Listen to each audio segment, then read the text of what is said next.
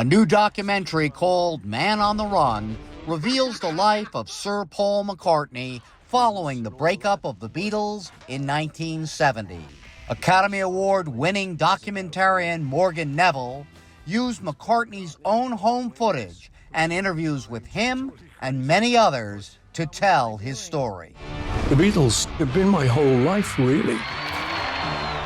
How does it feel to have someone like Paul McCartney say, "I'd like you to direct my story"? As a lifelong Beatles fan and Paul fan, it felt pretty incredible. And Paul, I will say to his complete credit, kind of said, "You're the filmmaker.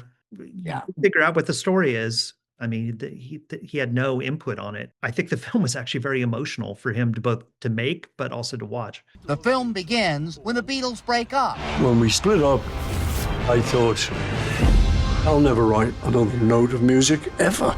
It ends soon after the death of John Lennon. I had fear of being a grown-up.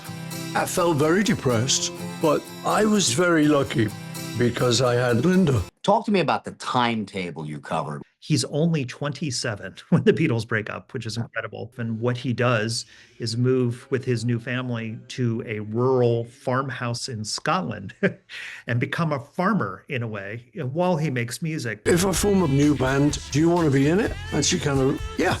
Okay, well, we got two members.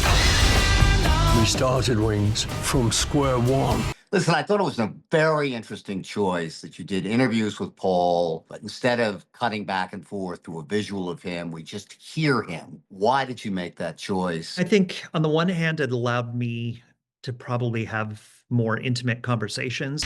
When we started Wings, it's about freedom. We felt we'd finally arrived. See you next time. I knew that if we kept the interviews off camera, it's less a story of people in their 80s talking about 50 years ago and more a present tense story. You're really just marching through the 70s as the story unfolds rather than looking back on it.